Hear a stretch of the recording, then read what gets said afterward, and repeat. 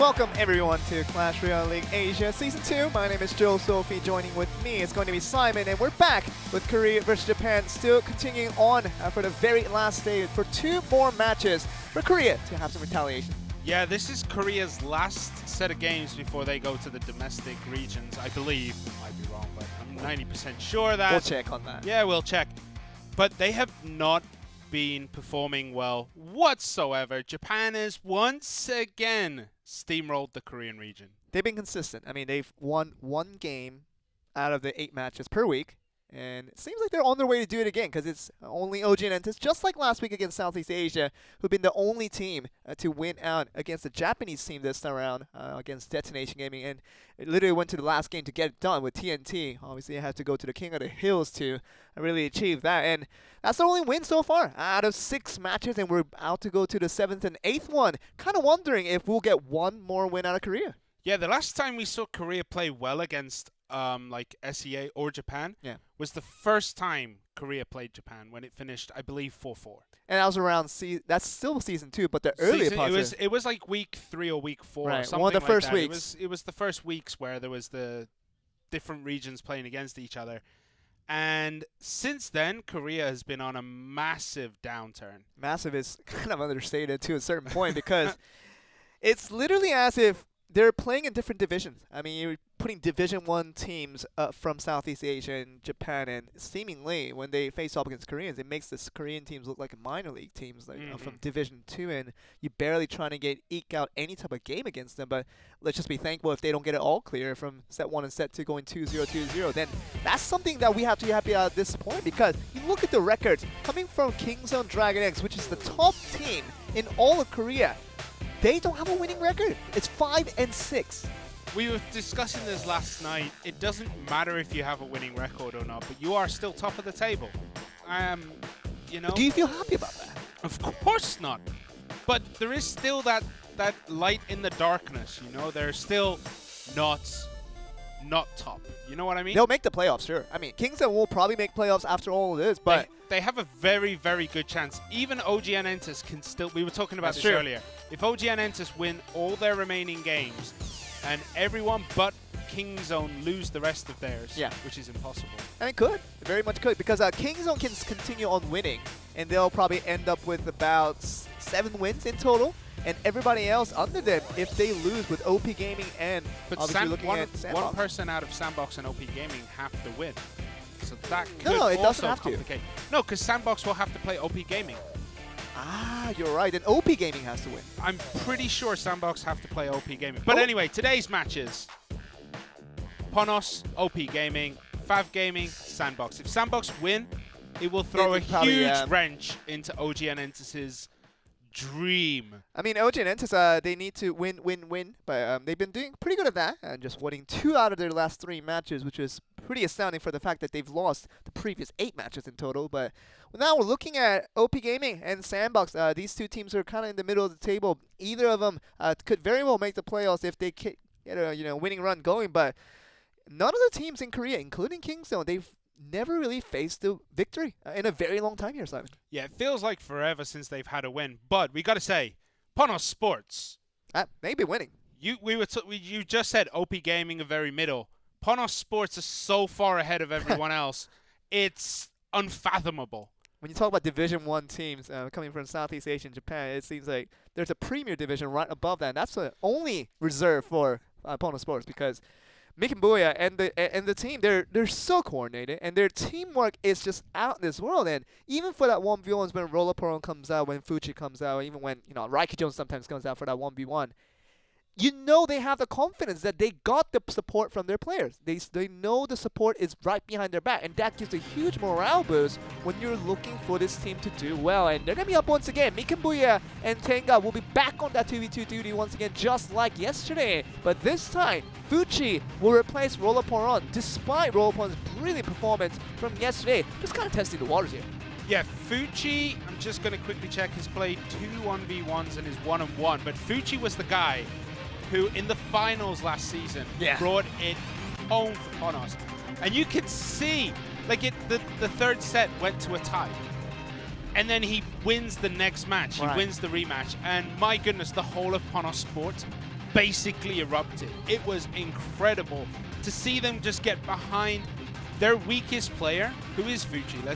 But that's a very strong player. But he's still a strong player. Calling that the weakest player, but we look at 4 players here from OP Gaming, and none of these guys are really smiling other than now, where Uchan and Chashu, obviously, they will be at the 2v2 duties, where Jin TV is coming back for that 1v1, and he hasn't won a lot of 1v1s ever since kind of statement was made that he practices 13 hours a day. He kept on winning on that one, but ever since that statement was kind of downed upon, he hasn't been winning. The last person he beat was Rad from FAV Gaming. That was a long time ago. Then he lost to Lampo, Benzeridel, SB, and Zeros. That's a long loss streak. It really is. And we're going to get the ban cards through. Ponos Sports banning at the Tornado on both 2v2 and the 1v1. And OP Gaming, they're going to just supplement with the Tornado ban of their own in that 2v2. But Jin TV going with the Royal Giant ban this time around. Even for the fact that we still haven't seen a single Royal Giant in 1v1s in Clash Royale after that change occurred. No, but there is a lot of Grand Challenge decks that are running it now, so you don't want to, give the opportunity to Fuji to have that, especially if you're planning to play a more spawner-heavy deck, maybe something like Goblin Hut, Barb Hut deck. Right. So I can see why he would ban it if he's planning to go down that route, but we have no idea what Jin TV is bringing today.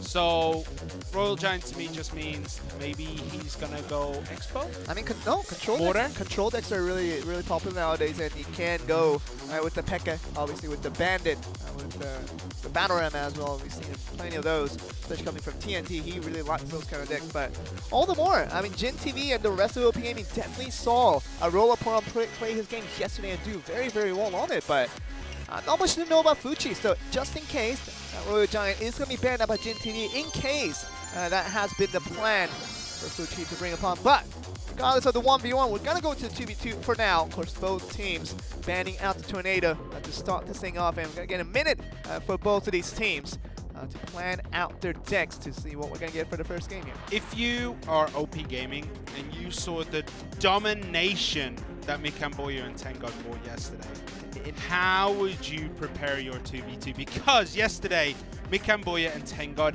let nothing slide towards their towers. They absolutely let loose. They have exploded as to what 2v2 can be in Clash Royale, something we have never seen before. In terms of that term, sheer domination, has never been, it's never been proved so well as these guys from yesterday.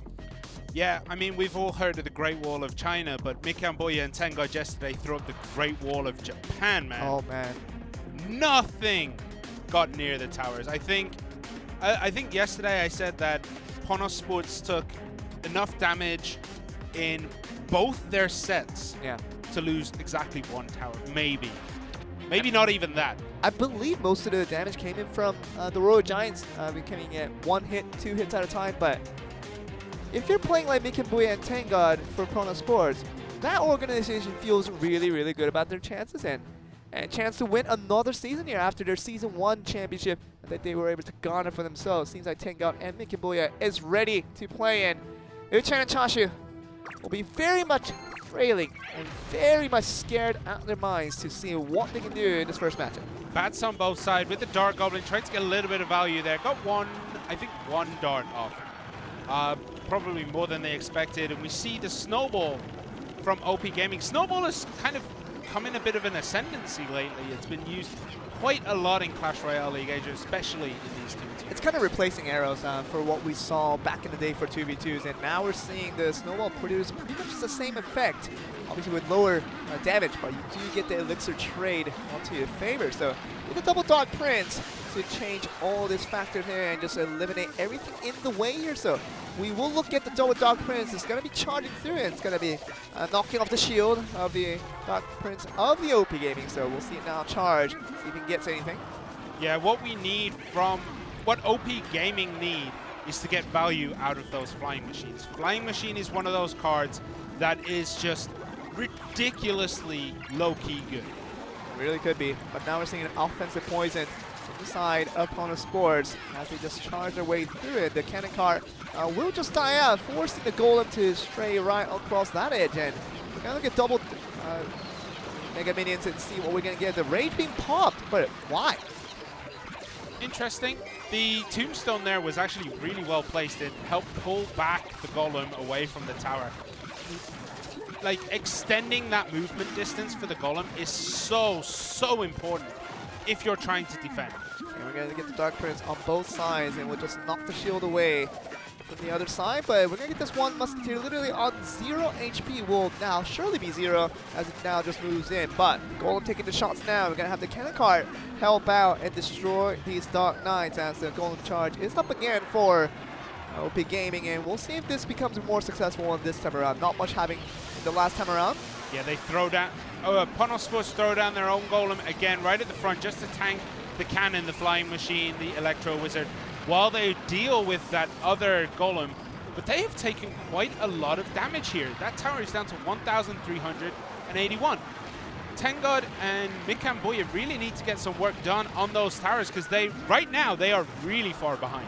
And mostly coming from that lightning damage that comes from 301 damage, 307 damage onto that tower. And we are going to be looking towards another pretty Russian charge from the side of OP Gaming. We're going to get the lightning on the defensive at this time from Ponos Sports, and they will get the goal to just die out to that tombstone. So no real damage coming about, and we're going to get this Electro Wizard to go up against this Musketeer once again. This charge now coming in from Ponos with the Rage on, and we're going to see if this makes this difference here. The bats are coming in as well. Yeah, the poison there just nullifies the Night Witch and those bats that were coming in from behind.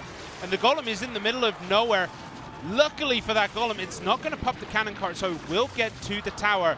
And suddenly, Ponos Sports have kind of eked out at least a little bit of comeback here. Well, counter push opportunity is going to be upon Ponos OP Gaming now, and see the cannon cart is not going to be able to connect through all of this. And now the flying machine will die out to that Mega Minion, kind of leaving the golem stranded and not much being able to do there. So we're going to see this being nullified for now, and 1074 is going to be an account. Looking towards from OP Gaming, see if they can get the rest of this. Yeah, it's never a good feeling when those golemites decide to go for each tower. You want everything compressed into one when you're playing this beatdown style. And when they decide to do that, you know that the defense is really strong. And look at this golem just destroyed right at the bridge, and this is going to give a pretty good opportunity, especially with the explosion damage now just comes upon the side OP Gaming. So looking at Ponos Sports, and now just putting it right back to even and just getting a little bit ahead actually. 987, the first time we see it down at the 3-digit mark. You're going to see this Mega Knight just rush in against this golem, but we're going to see anything of it. Yeah, I can't believe that OP Gaming have just let that advantage slip. Slowly but surely, Ponos Sports have been climbing back every round they've been playing. There's the poison down onto the tower, onto the golem. What will they be able to get the rest of this damage done? 546 remains. Lightning comes in, 239, 186, 133. Is it going to go down? 24, there's a snowball. OP Gaming take game one against Mikamboya and Tengod in a result that I definitely didn't see coming. First time we saw a Korean team winning a 2v2 against the Japanese team. Maybe this week? I think Can you check that result? I mean, you got the stat sheet right in front of you. I got the stat sheet. It might take a while for me to quickly take a look, though. I mean, if you've seen a lot of reds on the side of Korean teams, that's Expo Master and Ho beat FAV Gaming. FAV Gaming, okay. From yesterday, it seems like. Oh, wait. Maybe that's... Yeah, no, wait. What? Oh, no, they won. So, yeah, that's lost. Sorry, Yeah. I was looking at the wrong sheet. I believe. I mean, the fact that the Japanese team just lost to a Korean team, especially the likes of Ponos Sports, kind of surprised me because I don't think we've seen it happen for the entire weekend that we had so far. We're going to the 7th match of the weekend, and now we're going to game 2 with Ponos Sports now behind. This is the first time I would have to believe that a Japanese team is now behind in all of the game scores that we're seeing against the Korean team now. Maybe so. I can't double check that fact even with the stat sheet in front of me. We do see the Royal Hogs coming in with the Miner on the left-hand side. Bats used on defense. The Dark Prince on the other side, slowly cleaning it up, but they did take a lot of damage, and that is a lot of bats that are going to go down to the tower. Well, I will go to the tower, but producing more bats is going to be this Night Witch, and we're going to look at another Dark Golem being protected very nicely done and forced out another zap. So you talk about that flying machine was trying to just cheekily go for that Dark Golem to make sure it stays put, but Look at this. The Bat's doing a very good job of protecting the Dark Goblin. Now we're going to see this charge being very, very successful. The Night Witch still alive. The Dark Prince still alive as well, and that's a tower. Yeah, that was so much potential damage. It did take down the tower, and I'm not sure what OP Gaming could have done to defend there. OP Gaming throw out the Hogs. The Hogs get pulled into the Tombstone in the middle. There are Bats there as well. Poison comes down. Will they be able to defend this? Very, very well done, actually. Nice and clean. Well, look at this. Only taking a couple of damage from the Royal Hogs and the Bats. 1572 on the left, 1869 on the right for Ponos. And let's see, 3 Muskies in 2v2. Surprising a little bit, but not too out of this world as we see the Zappies come down. I mean, look at the amount of damage that Ponos have done. They are angry. The heal. But the Fireball will take care of it, so that's a very good strategy. It could have been deadly if those 2 Muskies were not handled properly on the left side. That would have been a tower, but very quick reactions from Nick and Booyah and Tango to send that Fireball out, and now we're going to see a pretty once again, pretty even and very much ahead for the side of Ponos Sports right now. I think one more tick of heal might have allowed those 3 Musketeers to survive. It would have been very, very close. The poison did come down, and then they threw the Fireball after. So I think one more tick of heal would have had that. But we see the 4 Hogs coming down now. On that right-hand side, there are Bats zapped away. Great stuff. Dark Prince once again saving that Princess Tower there. And we're looking at, once again, the 2 Muskies being knocked away very, very easily by this Mega Knight that had come through it. This Mega Knight is onto the charge and it's going to go right for the King's Tower. And the Zappies will not be holding on for very long. The Dark Prince is still charging on. And that should be 3 crowns going over to Ponos Sports. And a very convincing win right after their loss. They're still here to play, Simon. When there is so much blue in your side of the field, you know it's game over. There was just so many units there from Ponos. Ponos lost game 1 and we're like, all right, playtime's over, boys. Let's get serious. If you are OP Gaming, though, you win maybe your first game of 2v2 against one of the best teams in the CRO Asia with Ponos Sports. Why do you switch up your deck? I think the deck they put first might not have got the same result. Personally, I don't think it would win twice in a row. But, you know, the typical idea of, you know, if it ain't broke, don't fix it. They fixed it. I'm one of those people who think that when you have a 2v2 and you have 3 games, you should bring 3 decks. Okay. I don't think you should use the same deck over and over unless that deck is something brand new, something we've never seen before, and something that the counter isn't obvious. That's the only time you bring the same deck to 2 games, you know, in my opinion. On that mindset, though, you do kind of bring sort of a reverse psychology when you expect your opponents to bring out a different deck in game 2, and they don't bring it out, and they bring out the same deck that got them the victory in game 1. That also could help with the psychological edge as well, but none of that taken. They took the typical approach of playing 3 different decks as you say. Probably going to see a different deck for game 3, and it seems like OP Gaming, although we're talking result-oriented as we didn't see that same deck that got them the win in game 1, that lost in game 2, we will see what this changes for OP Gaming as they are so close to perhaps taking the first set in a 2v2 away from the Japanese team. It is possible, and it is still possible. We're going to find out once this game 3 finishes. There's Tenga, Mikemboy in blue at the bottom, Oichan and Chasu in red at the top, and we see Lava Hound, Baby Dragon right now from OP Gaming, and there is the balloon. The Baby Dragon's going to get a little bit ahead of itself, getting in front of the Lava Hound and just taking all the damage for itself. And he was doing a pretty good job along with the Dark Goblin, just helping it to not get the drop, but it does. And it's going to be 1306, dropping still lower with these Lava Pups still added. And it's going to be 7-10, a very good start for the side of OP Gaming. Yeah, and OP Gaming managed to defend that Golem push almost too easily, taking just about 500 damage there.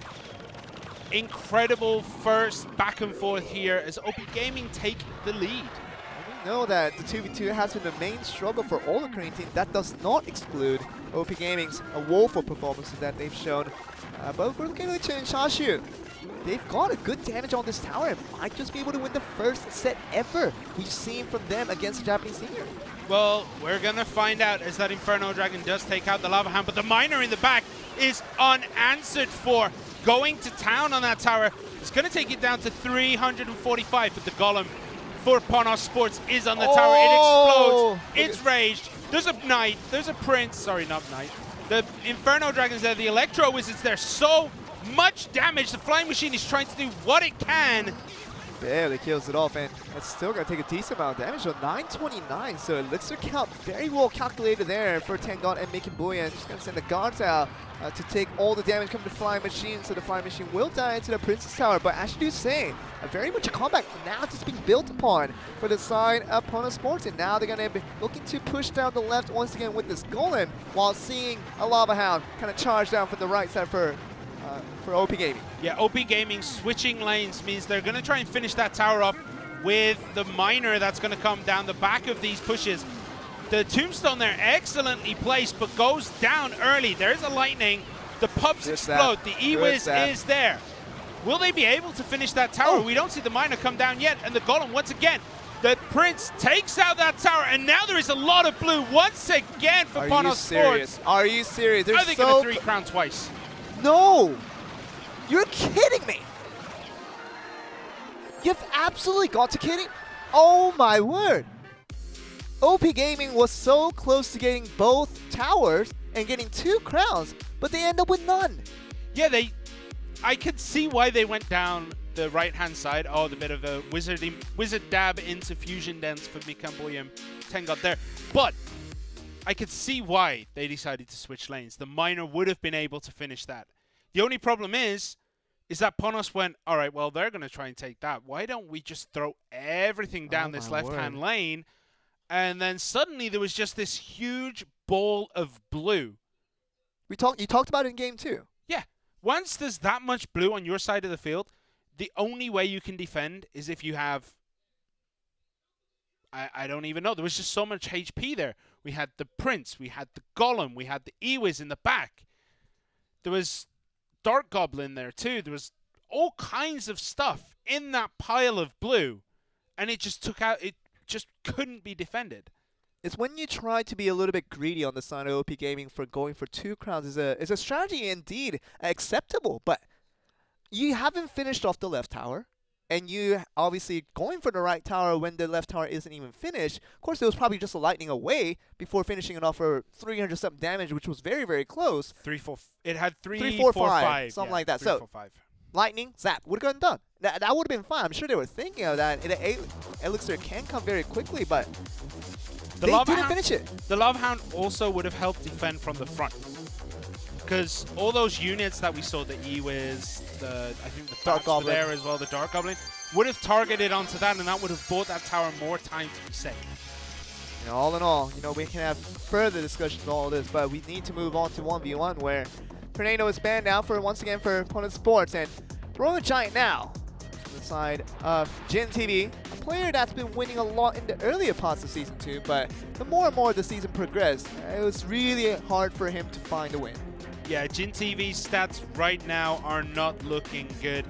2 wins, 4 losses on the bounce. He lost 2-0 to Lampo, 1-2 to Benza Riddell, 1-2 to SB, and 2-0 to Zeros. The only people he's beaten is Shad and Smooky of OG and Entus, and Rad of FAV Gaming. That's his only 2 wins. That's not the kind of results any of these players want. But the interesting thing is Dabong TV is actually on a bit of a rise right now. He lost his first 2 games, and then beat Tempura and beat Manong GP 2-0. Why didn't they go for Dabong? They went for him last time around, I believe, and they lost with him. He hasn't played this weekend. Dabong's last game was against Manong GP of Bren Esports, where he won 2-0. Okay. Why? Like, we got to look at the decision here. Why would you not throw out Dabong TV? Why would you go for Jin TV? Maybe if you're looking towards Jin TV and wanting to do well in the later matches, just for a confidence boost, but if he keeps on losing, that confidence is gonna falter even more. Well, when you're in the middle of the pack, you're at 3-7, and the other team above you is at 4-6. That's not when you want to start practicing and testing out players. You want your tested players, especially at this point of the season. It's very true, and game 1 already begins, Simon, and we are going to look at the Goblin Barrel being locked away by Jin to start this thing off, and let's see a pretty cheeky Barbarian Barrel. It's going to be just defended by the Bandit, and the guards will take a good care of this damage that came in from the miners. So pretty good start for both players. Really, no major damage has been taken by both of these players. He's looking for all that chip damage. There's a beautiful poison. That's just going to shut down that princess. And when you play log bait or spell bait, you need that princess alive. We do see the Hog Rider, the E-Wiz, to slow it down. Doesn't get a hit. Fireball comes in, Only gets just the catches the butt of the E-Wiz. Yeah, it's not going to get the Royal Ghost, though. That's a big problem. The Skarmy is back once again. Are we living this world where we see competitive Skarmy from Fuchi right now? Mate, when you add one extra skeleton to Skarmy, that is it. The card becomes so good that you have to use it. The players are now convinced that this card is legit OP. And one extra skeleton added to the family. Why not? And this bandit here will be taken care of once again very nicely by the guards, allowing the two Princess Towers to put all the damage onto it. So Hog Rider back once again. We're probably going to see the E-Wiz with the Royal Ghost like we did last time. But this time it will allow one swing, coming in and distracting the damage with that one guard taking half of the damage from the E-Wiz. Yeah, and that Barb Barrel proving to be so good from Fuchi. Kills the E-Wiz and then heavily damages that Royal Ghost, who then gets cleaned up by the Skellies, which will then be cleaned up by minions, I would guess, unless the Princess Tower could do it. Ooh, he does summon the Miner, though. Okay, so both players seemingly kind of overusing 3 elixirs for the last-ditch defense, and talked about what that means. The Miner gets one single hit, and oh, look at that, avoiding the log right there, and is going to get the very nice swipes onto it. Look at this P.E.K.K.A. is going to be charging in, might just not allow a single swing, and it does get the job done, but the Inferno Tower is now there for defense for Fuchi. I wonder how this will be taken care of here. Poison Miner in the back, skeletons will slowly but surely take out that P.E.K.K.A. as the Inferno Dragon from the side hits it. There's the barrel, the log comes in, no stabs this time. Will Jin TV ever be able to break through here? We're not sure. Hog Rider comes in again. Royal Ghost, E-Wiz shuts it down. E-Wiz is going to slowly crawl to the front as the guards there do manage to take it out. The Barb Barrel has to come in to help finish off that Royal Ghost. The Miner, poison, beautiful this time, cleaning it up. But that just bought enough time for that Miner to be distracted and then killed off by the Barb from the Barb Barrel. And that also kind of forced a late P.E.K.K.A. from Jin TV, allowing one swing over to the Hog Rider. We're going to see a charge once again. Beautiful guards distracting every one of those melee units down to the ground. And look at this, just beautiful work. Coordination with the Inferno Tower along with the Skarmy, and now we're going to see a Princess up front doing 100 more damage. Yeah, the E-Wiz here needs to be used offensively to shut out that Inferno Tower, but that leaves his defenses wide open. Hog Rider gets one swing. It's very important, and we'll see more and more of this. The guards once again taking the charge from the Bandit, and we will see once again looking through that Barbarian that's still working hard, and now we're also looking at this log doing a very good job of taking out the Barbarian along with the Goblin Barrel. We'll see this once again. The Miner coming through, and it's going to charge once again, but it's Miner not taking care of that. Oh, then the log's been used early, and then the barrel comes in. Oh no! Oh my word! The Miner was left alone by Fuchi in thought of a counter-offensive with the Hog Rider and putting out the Goblin Barrel at the very end here without the log from the side of Jin TV. Yeah, Jin TV used that log to take out the guards. And then as soon as Fuchi saw that, he's like, all right, barrel. Take it. It's over. Hog Rider comes in, stab goblins, do their job out of the barrel. And it was that one point, I think, that was the greatest weakness in Jin TV's defense, because otherwise he was holding on pretty well. Yeah. And he was slowly eking out an advantage with the Miner poison in the back. Very even near the game end, where 600 plus damage was on the tower for both of these players, and it looked just like one missed decision and one mistake could have really made all the difference, and it really did. Putting the log onto the guards got some value, but when you lose out, you're gonna be dined out by the Goblin Barrel. So let's begin. Ponos Sports, OP Gaming back again. Fuchi and Jin TV after Fuchi takes that game 1, looking confident as ever to take that game to now the match point. Yeah, match point for Ponos Sports as Fuchi in blue at the bottom, takes on OP Gaming, who need to come back into this game to start their wins in red at the top of the screen. We're possibly talking about expos for Jin TV, and we might just get it, Scalies. Now we're going to see The lock to start things off, and the Fireball kind of matches up with our solution. We'll see what we get from GNTV in the end, though. I mean, Skellis can be literally anything. Come on, I just feel it in my bones. And you get the, he's helping out. The Ice Golem's here as well. Yeah, Ice Golem absolutely destroys Skarmy. There's a Hunter. Hunter. Skeletons again to help clean that up. Does get one hit though. But 5 for 4 though. And you gotta remember the elixir cost that is disadvantageous. 5 for 5. How's 5 for 5? Hunter is 4, Skeletons are 1. But Hog Rider's 4. Oh yeah, I was like, oh yeah, like, I thought you were talking about the defense. Anyway, Royal Hogs come in. Guards are there to help defend with the Inferno Tower, and that gets shut down ridiculously easily.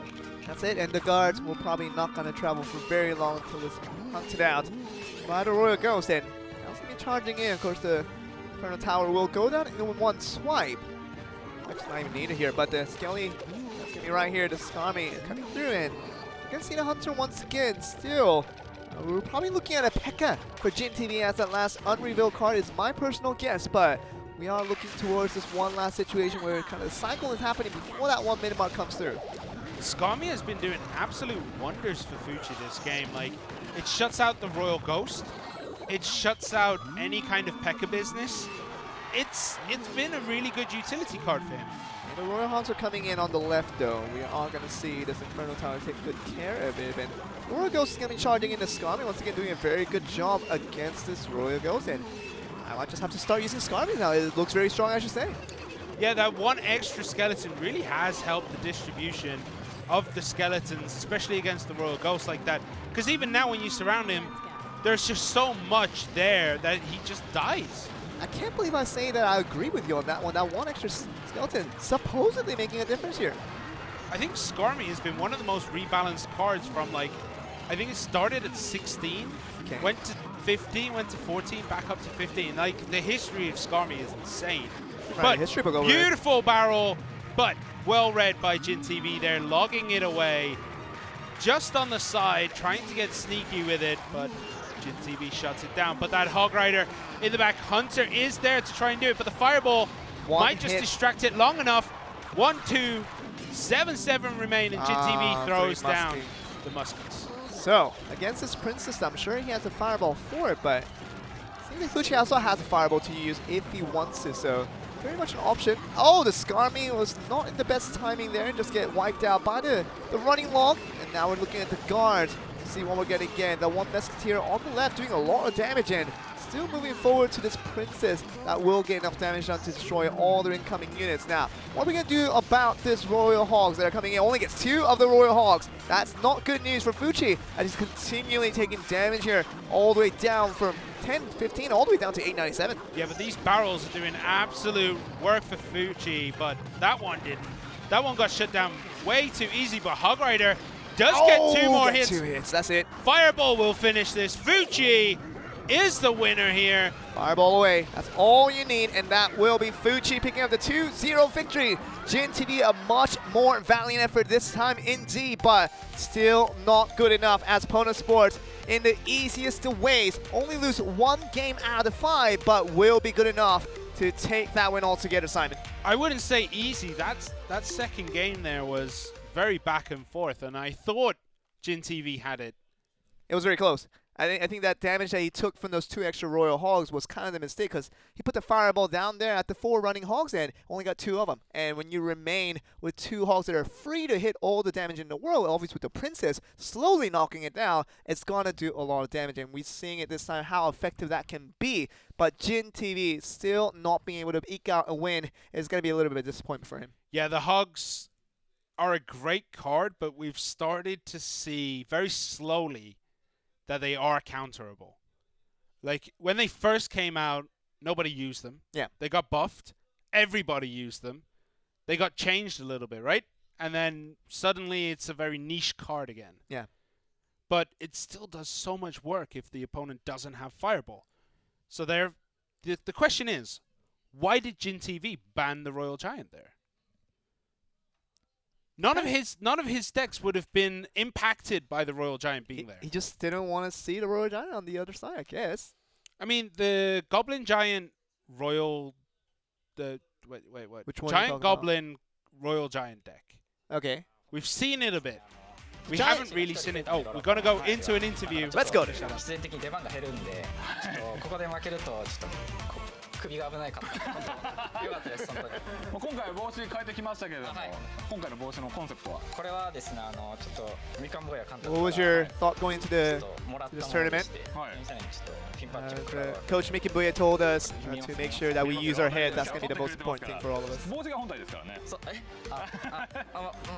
い。大体 We're liking your hat today. What's the 今 concept 回 of that one? 選んだデッキだったと思うんですけれども、はい同じデッキで連投しまし The た。 coach told me to put on that badge on my hat, so that's kind of what I tried to do. 連投を今まで1回ぐらいしかしてないのであまり For 読まない today, how was your match そうで today? すね。あと実際にデッキが強かった Especially with my personal performance, I'm very happy with it. Especially talking about the other players, what I expected out of him. I was thinking a lot of that before I came into this one.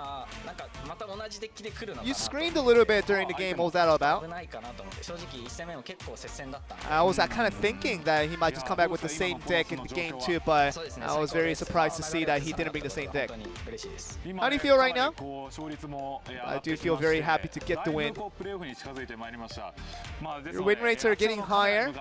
And do you feel like you have the confidence to win the future games ahead, especially going to the playoffs? さあ次も今シーズンも絶対優勝して世界大会に行きたいと For 思いま this す season, I want to get a championship for us, and so we can go to the World's Finals with a lot of confidence in mind. So that's going to be the interview coming in from Fuchi, and what a well job done by him to really help out with the fact that Roller he did fantastic yesterday, but the Ponos guys, they believed in Fuchi to come into the lineup and still produce good results. And although it was a close one in game two, but still a magnificent job indeed by him. Having as many options as Ponos Sports does, as Feels a good. coach, Feels good. you're going to be sitting there every day just rubbing your hands going, well, I can throw out anybody and we will win a game. I mean, the massive resources you have at Ponos Sports. You put Mick and Booyah into that coaching role. Obviously, he does that leadership role where he literally tells every one of his members to do certain things at certain times. And you feel so wealthy if you are looking towards Ponos Sports, and you feel all the luxury in the world. And once again, short games from Japan means that we're not going to have a break. We're going to go right on to match 2. We're going to go with FAV Gaming and Sandbox with FAV Gaming with this roster being implemented once again. Rad and Yakitori in that 2v2 and Donnie in the set 2 for that 1v1. Yeah, and Ken Sameshi as the 4th player, sporting a very different haircut than what we usually see him, where he usually has a bit of a mop. Today, he's decided to slick it to the side. That's why he didn't get the starting cost today. I mean, if he got the normal hairdo, definitely would have gone there. Yeah, I mean, he's, what's his name? Who? The guy who has the power from his hair. Who's that? Samson? Samson. Yeah. He's Samson. Once he gets his hair cut, he's no use to anybody. Oh, God. And we see Sandbox, Beaver, Shinshu, Sado, and Thunder. And we're going to have... Beaver and Shinshu as the 2v2? And Sado That's the as the 1v1. Interesting, because I feel like Sado did well against the Southeast Asian teams from last week, and when he made up his few appearances in the, especially in the King of the Hills, but I think his 1v1 performance from yesterday wasn't really convincing. But who else do you put him over? You put him over Thunder, you put him over Beaver and Shinshu. Any of those players could play 1v1, but it seems like they're trusting Sado to be in that stake once again. Once again, the favorite ban card, the Japanese teams, regardless of whether it's 2v2 or 1v1, it's going to be the Tornado with Sandbox banning out the Lava Hound for that 2v2 and Fireball for the 1v1. Fireball is a very interesting choice. Royal Hogs. Usually Royal Hogs or Three Musketeers. Yeah, that's the big thing. That's really it. And we always talk about Fireball and you ban it out. You really do have a matchup in mind that you really want to use. So if you're Donnie, you should be expecting the Royal Hog. You should be expecting the 3 Muskies and should be thinking along that line. But it is very interesting that we're not going to get Donnie to play his cards properly. But 2v2 for now. Tornado and Lava Hound. What do you expect out of this? Not a Lava Hound, that's what I'm expecting. Like 2v2 is one of those matchups where anything seems to be possible. We've seen bomb towers be useful. We've seen the Royal Giant Skeleton pushes. We've seen those insane clone hijinks. Anything works in 2v2. Could be, but Yakitori and Rad, they've been winning a lot, so they're looking towards their phase and probably have all the confidence in the world that Sandbox is not going to be the toughest opponent afar. And it seems like OP Gaming losing to Ponos Sports again kind of further implements to us that this weekend, where Korea vs Japan, OG and Entus has been the only team that won out in that first day for the entire weekend combined. And now we're on to the last match of the week in between these two regions, and something tells me that it just might be a 1-7 for them again. If it is, then the Korea region really needs to go back and look at themselves, because what is it, 1-7 against Southeast Asia last week? Southeast Asia. 1-7 against Japan this week. Yep. Those results hurt. I'm pretty sure it was 1-7 to Southeast Asia the week before. Yeah. Yep. It's insane. Just it was 6-2. No, I think it was 1-7. Sunday actually. was both Korean wins. Was it? I believe so. You know, we'll go back to that, but you know what we do know? This game 1 is about to begin, and another factor I know. That 1-7, 2-6, doesn't matter. It's bad, and they need to look back at themselves. Yeah, so we do see miners come out. There is a poison from FAV Gaming. There was a mini P.E.K.K.A from Sandbox. Interesting choices. We don't usually see this much kind of miner-focused decks. Oh, that Mini P.E.K.K.A does get a hit, though. Yeah, should have waited just a second more. Could have knocked away the mini P.E.K.K.A as well, but a little bit impatient on that one. Beaver and Shin just ending out the snowball early, and only getting a single testament onto that objective, and we'll get that one swing for that mini P.E.K.K.A. You thought it was pretty cheeky. It does work out. Yeah, the cheeky behind-the-scenes mini P.E.K.K.As have been doing so much damage when they do get through. But that miner at the top, once again, laying the smackdown on that tower. 1,093 remain. Good log, getting the E-Wiz and also the God Shield as well. But you thought that E-Wiz would have targeted back onto the miner from the back of the tower, but just goes on its way. So a little bit tower range, kind of uncalculated there. The miner will once again go towards damage onto this tower, but we'll just look at this being destroyed here, and mini P.E.K.K.A just move forward once again, but this time from the side of Sandbox, and we'll just not even get a swing here onto the Ice Wizard. Now we see the Scalability still run through. Yeah, the snowball there cleaning it up, but the miner in the back actually is just going to town. The Ice Wiz actually got connections onto that tower as well, and the Skelly, oh my goodness. Skelly Barrel finishes that tower, and now we see Royal Giant hitting that bomb tower. My. That's ugly. Sandbox once again trying to bring this Royal Giant, the skeleton, and it's just not working out for them. They even saved Elixirs to not go for any type of zap, any type of spell onto those Skellies on the left side, and still didn't have enough to get the push in. Still 13-8-9, super healthy for the side of FAV Gaming on the left.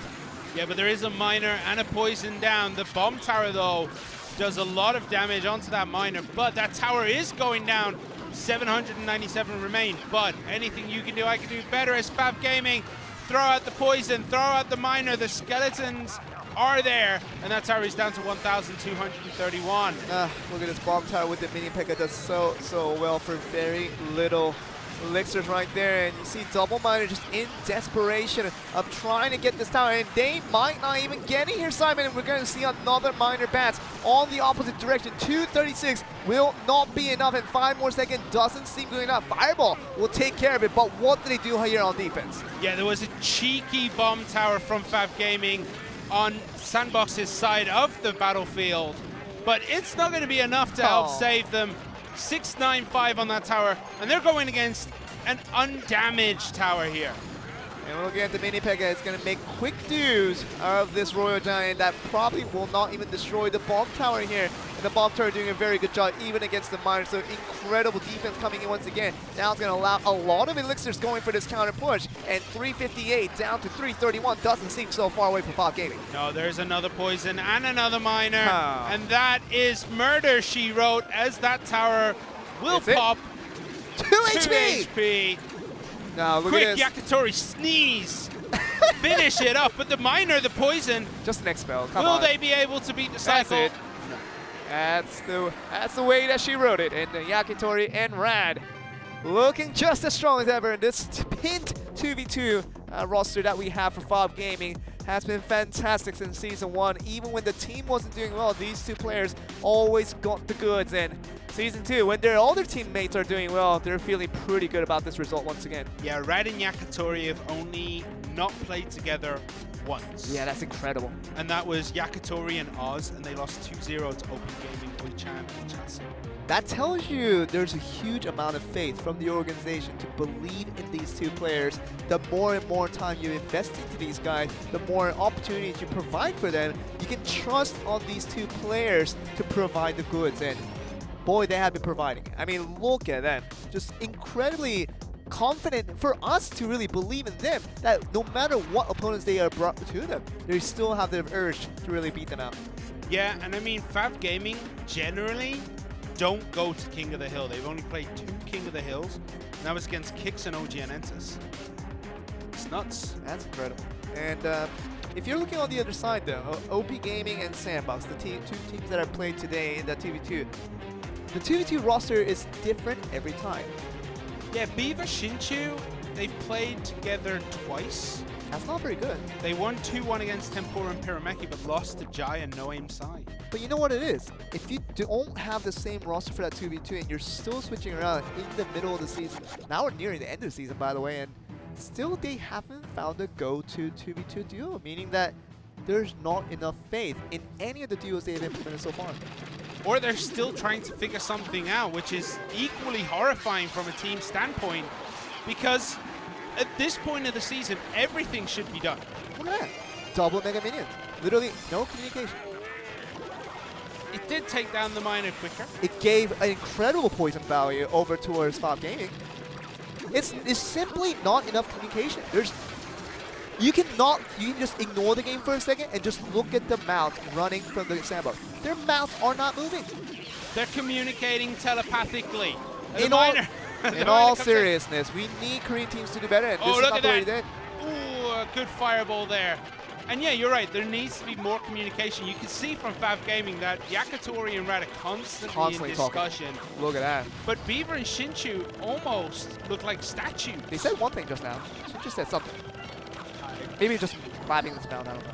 Yeah, it could be chewing gum or something like that. Like that. Yeah, it doesn't matter. Anyway, miners are coming in. The Rocket here, so we're looking at a Rocket cycle. The Rocket will take out the Mini P.E.K.K.A, but Still the gets Miner one swing. does get taken out. Yeah, so the Mini P.E.K.K.A, you should have gotten that Rocket to the Mini P.E.K.K.A before it got that one hit onto the Miner. Would have been crucial, but it's not the case. And once again, looking towards this giant snowball, will just knock the Miner back, but it still does enough damage to kind of threaten the side of Sandbox. Yeah, that tower is slowly ticking down every time a miner and a poison is used, and those guards expertly placed, making sure the miner gets nothing done on that tower. You saw the guards were already placed before the miner was summoned. That tells you the predictability of what the Sandbox players have been doing with these miners so far. Yeah, and without Tornado, you have so many options on where to put the miner, but Sandbox is just not making use of those options. And again, it's at the back every time. Mini P.E.K.K.A here this time cleans it up almost too cleanly, as the Mega Minion will get taken down by the tower. It does manage to finish off the Mini P.E.K.K.A, but Giant Skeleton on the right with the bats. Will this be able to connect? No. They're switching it up again. It's a Sandbox, they do this every time. When their first plan doesn't go out until that first 2 minutes, they change their strategy altogether and just hopes for a miracle. But we know miracles don't happen, it's just pure skills.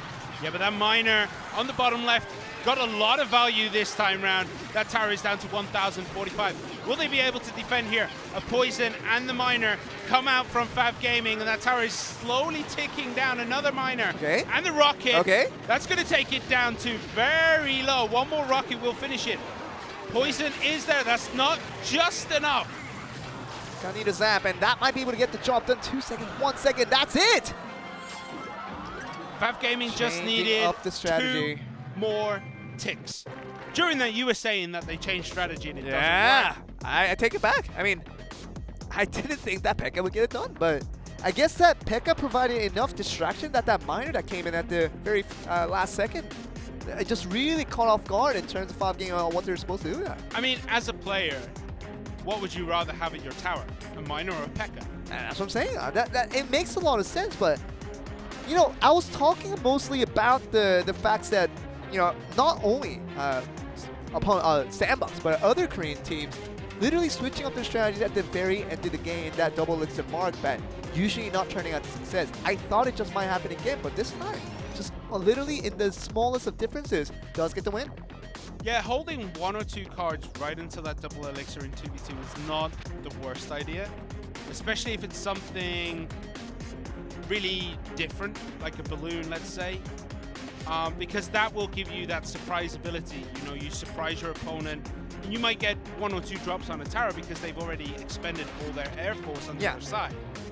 But it never seems to be. It's always the P.E.K.K.A. And the P.E.K.K.A. was probably there for defense purposes. Like, if FAV Gaming bought in the columns, for example. Sure. That's when they wanted to drop that P.E.K.K.A., but they never had the chance, so they thought, well, let's just try it, see what happens, and it actually worked for them. And this is that one time that it did work out, switching up the strategy near the end. And you're going to see the Royal Hawks with the mats coming in from the side of the Yakitori and Rad this time around. And the Snowball just a little bit early there, was probably targeting out the Skeletons that would come out from the Tombstone, but does not get it this time around. The Skeletons will die out with the E-Wiz on this Ice Wizard on the right. Interesting that the Snowball still still slowed the Skeletons from the graveyard, but did the Tombstone, but didn't actually kill them. I think it's just the area of effect, just kind of the effect that goes on right at the ground, kind of like a poison that further slows down anything that's still on it. There's a lot of Hogs there. There was a mini P.E.K.K.A. in the middle, but that also got taken out. So we see this push coming down the left-hand side. It's not as scary as the Hogs and the Mega Minion on the other side, but both teams have answered this push. 3 Hogs on the tower. Guards come out. Will they be able to take it down? 1944 remain. 1804 on FAV Gaming's tower. And that only came with that one swipe from the Mega Minion, so you're feeling pretty good if you are Sandbox, having got that one swipe to still be ahead of your opponents. And now looking at the opposing sides, really 2475 on the top left and 2534 on the bottom right. Show that it's still going to be a one-tower game. Yeah, and Sandbox finally seem to have learned their lesson. They put the miner in a different spot, and it worked this time because everything was on the left-hand side of the tower. Hawks come in, graveyard, miner with that poison does a lot of work. 1044 on that top right-hand side tower, but the miners gets taken out by the mini P.E.K.K.A. on the left-hand side. Defense, very, very nicely done. Gods for the mini P.E.K.K.A. The mini P.E.K.K.A. for the miner does a very good job. You're going to see this bomb tower distract this P.E.K.K.A. on its path to the tower, and probably we'll just see it die out. The Mega Minion does a very good job. Doesn't even get a swing. Yeah, Mega Minion bomb tower takes out P.E.K.K.A. Today I learned. Good information right there for you, Simon.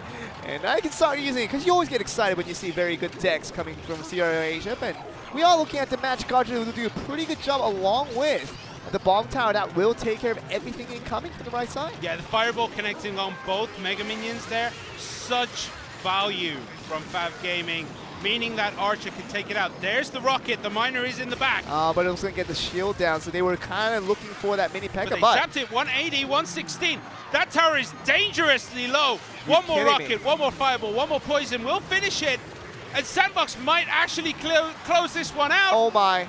Oh, but it's going to be one tower each, and now we're just kind of noticing what will happen from all this, and looking at an E-Wiz over to the mini P.E.K.K.A. but this miner on the left side. Look at this, doing a lot of damage. Look at the King's Tower for God's sake, and looking at all the damage being done. 1238 already on the King's Tower here. Yeah, so much damage there got done. If all of that was focused on one tower, it would have gone down, but it doesn't matter. 1, 2, 3, 8. There's the Hogs. The answer is the Tombstone, but that's only going to hold them off a little bit. All 3 cannons on the towers are going at it and takes it out. Not that much damage done. Oh, this is the rocket. They're not going to fall for it this time around. They're just going to leave it alone as no supporting units coming out with the bomb tower being there as well. So now this miner comes in on the right side, but look at the left side. Royal Hawks and the miner doing extreme amounts of damage, and that will be just a spell away from defeat for Sandbox, who looks so close of getting that win finally for Korea for that set 1, but does not happen here, Simon.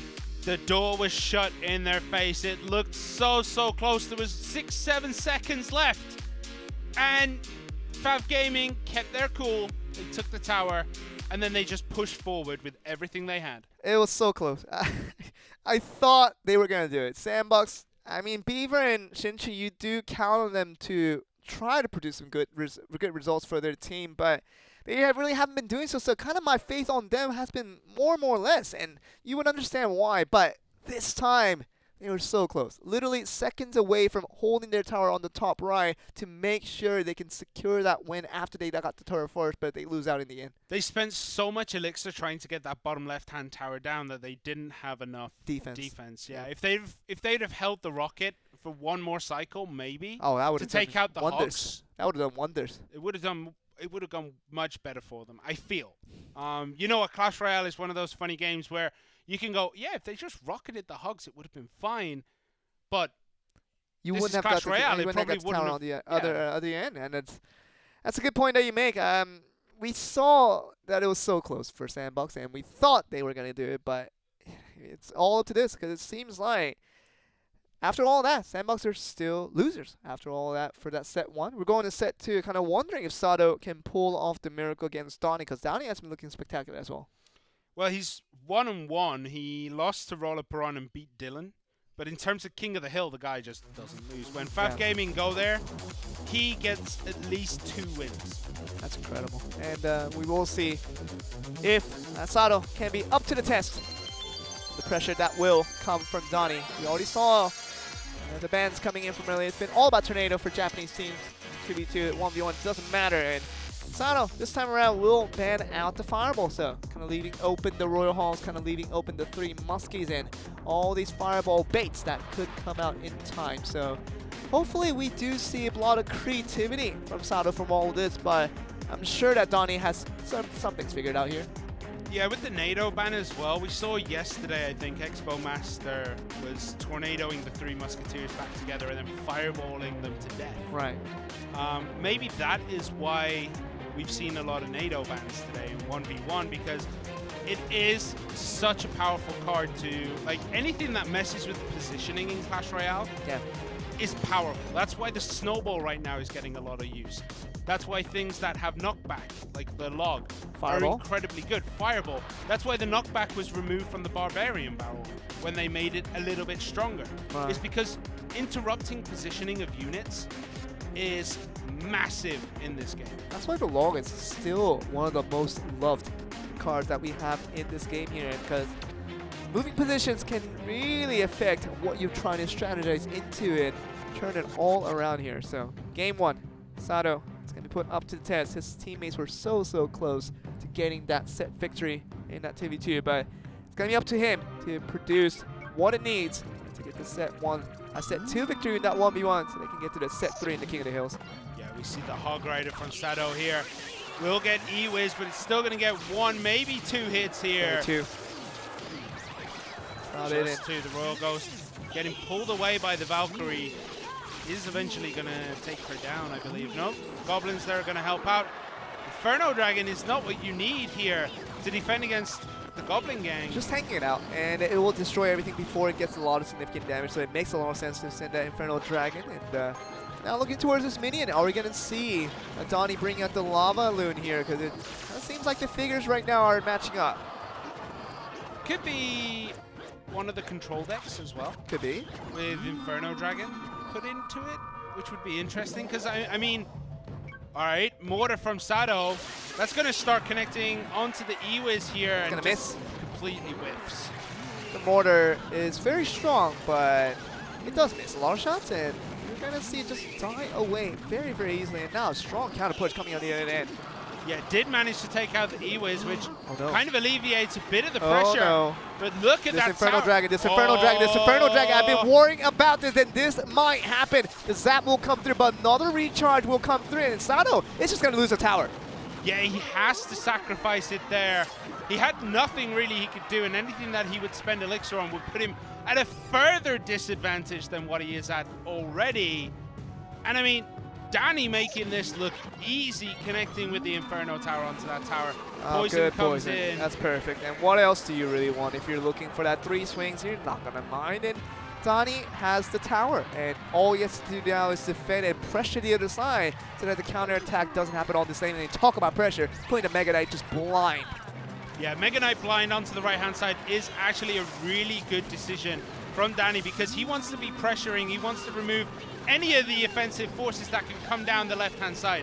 We do see the minions are going to be answered by minions. The Hog Rider from Sato now going down that right-hand side, and this is it what gets we the were charge. talking about. That jump on the Mega Knight onto the Hog Rider was actually crucial. So we're going to be going with this. The Miner still connecting on, and probably going to have to zap pretty soon here, but not going to use it here for the Valkyrie. And now coming with the bats. We'll probably get the zap on one end here. On either end, it seems like the Inferno Dragon back at it for that strategy to defend it out. 322 now, only requires a swing from the Hog Rider, but it's not going to allow it with the Mega Knight doing a very good job and might not just be able to get the tower down. 238 seems too far away for 2 more seconds, and Sato will lose that game number 1. Yeah, and throwing out the Goblin bicep emoji. Danny looking strong.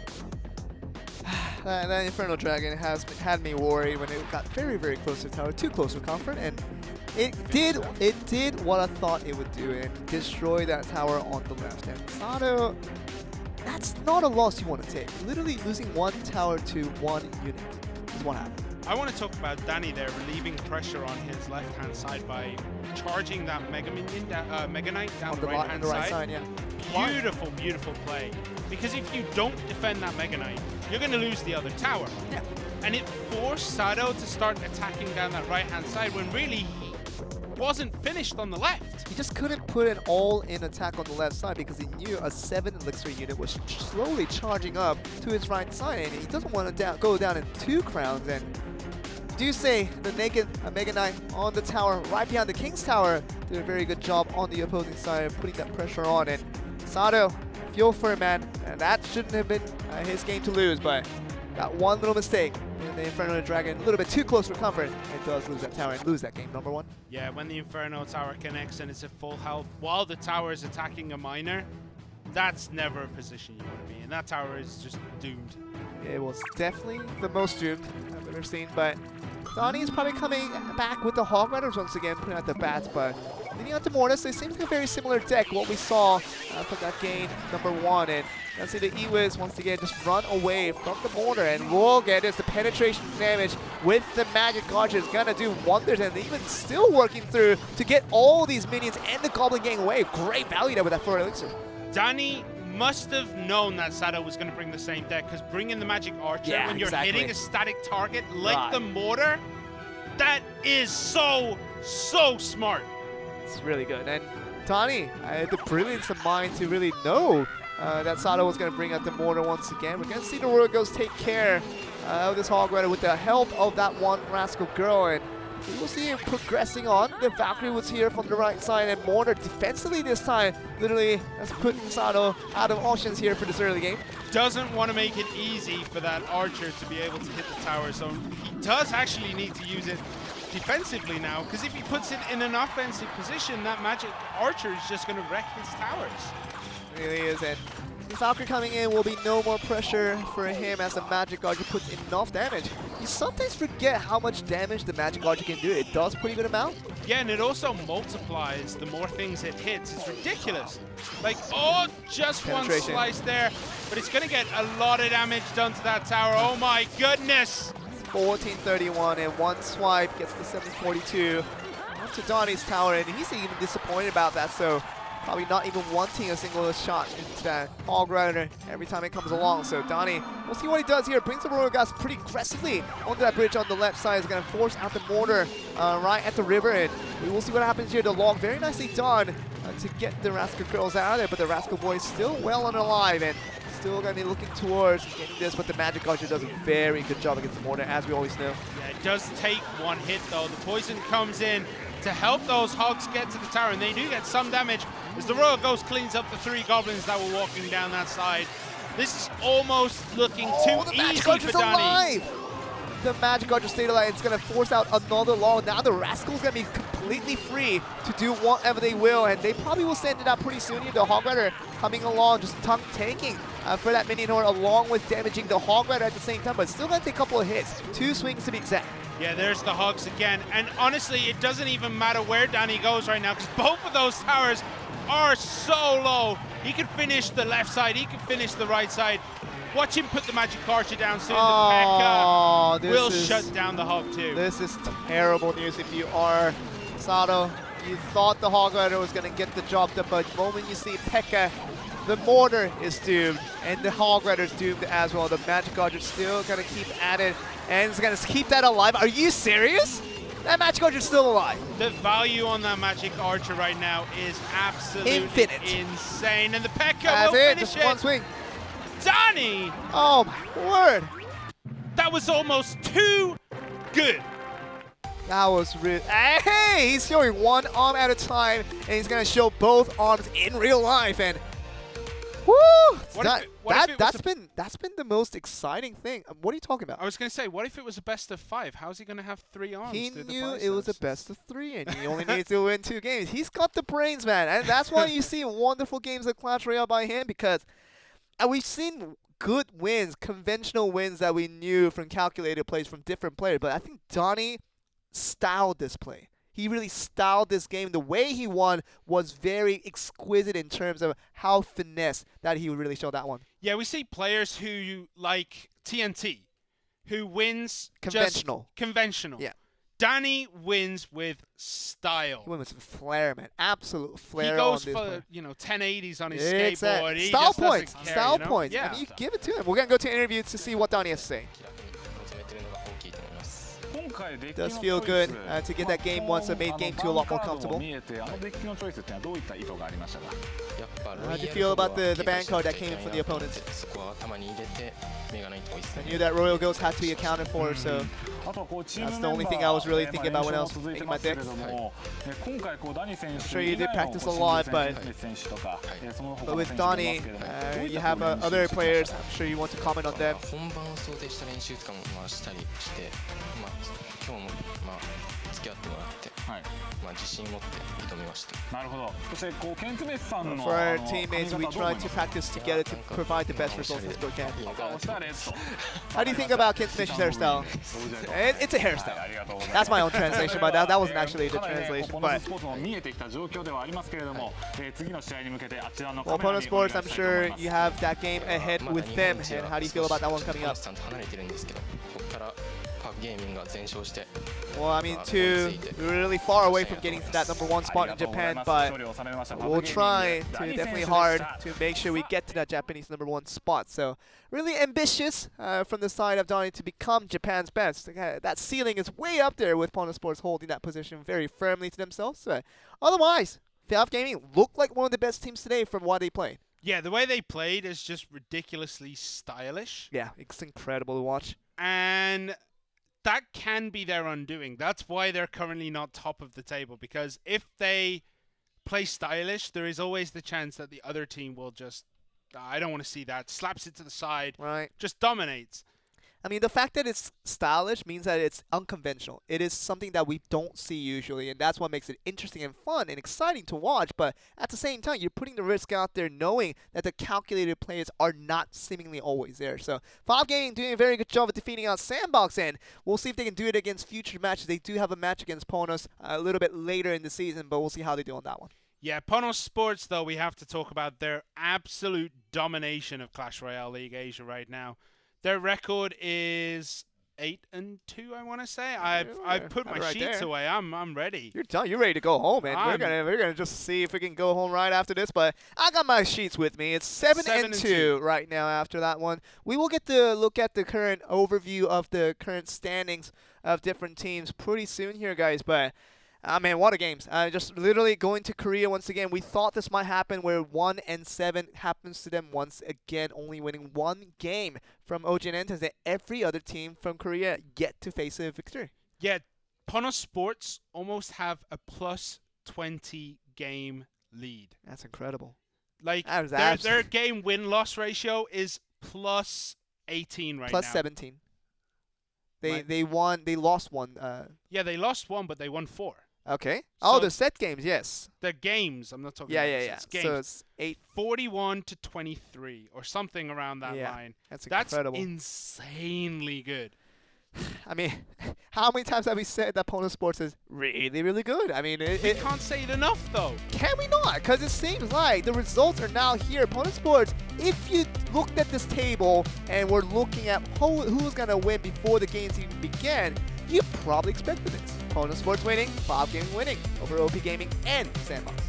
What this does to the Japanese region, though, is FAV Gaming are now pretty secure in their second spot. They have one win more than Game With, and they are looking much better than Game With, I would say. At this moment in time, FAV Gaming definitely look as though they're going to be able to carry these wins forward. Will they be able to beat out Ponos Sports? Because it seems like Ponos Sports will probably not going to lose a match very, very soon here, because the way they've been playing with vigor, and they've been playing with just resilience in terms of not keeping to their arrogance, not keeping with their current standings of being the top standing, but still really hungry to get a lot more here. Look at that. In terms of games, Ponos Sports doubled the nearest rival, who is AHQ. Triple. Yeah, oh my goodness. Triple over FAV Gaming. When you're winning 18 more games than you're losing, you're not losing much. You're not losing much. No, you never get down to King of the Hill. They just finish it. It's insane. Ponos have lost to King's Own Dragon X. And I think they lost to AHQ, I want to say. I think they've only lost to top teams. That's all in the history now, because all they're about them is right now Ponos Sports winning, and they won't stop doing that even if it's against the Japanese team that will probably face them pretty soon here, because I think this is going to be the last week of our conference division where we get cross-regional matchups, and we probably will get back to the domestic matchups starting next week, but we want to confirm on that as we get the upcoming schedule. Yes, it's one more. Southeast Asia, Japan next week. That's gonna be the last one. If you are AHQ Esports Club, or if you are Brent Esports, you are not. You know, next week is going to be a difficult week, because Ponos Sports right now are on an absolute tear. And look at HQ Esports, the easiest opponent that they have is Game With. How easy is Game With to defeat? Esports' easiest game is FAV Gaming. I mean, the SEA region can be turned completely on its head next week. And it's important to know that SEA just came off a very successful week against Korea 2 weeks in a row. And just knowing that they're pretty much undefeatable at this point, but it's only against the Korean teams. Basically, everybody in the league knows how to defeat these guys. I would say that the SEA 2v2 is a lot stronger than the Japanese one. I know that's controversial. It's controversial. But you heard it first in here, guys. But it's controversial, but I would say that their 2v2 has been flawless. And each team has their own way of doing things. I mean, we saw the Giant Skeleton Royal Giant come from SEA teams. You saw it flawless, but against the Korean teams. That doesn't say much. And Japanese teams. Well, I mean, we haven't seen them against this recent form of Japan recently. So, I mean, Japan is coming off of a very much of a extended weeks of breaks, facing off against Southeast Asia. They're back at it again next week for the last week of the match for the conference division. So, I should just say, our big eyes are always going to be on the 2v2 to see how the teams are evolving with time. And I feel like the biggest progression came with Japan. I still think they're the best region right now in all of Central Asia. And Southeast Asia, though, they're coming very, very close. Very, very close. Yes. Last season, it was all about Korea and Japan. They were easily the strongest. This season, Japan and SEA. Well, that's going to be it for us, guys. Korea versus Japan. Didn't end so well for Korea, but Japan is going to be back at it once again against Southeast Asia next week for the last week of conference division. So thank you guys for watching us. This was Joel Sophie. Joining with me was going to be Simon. And we will see you next week for more Clash Royale.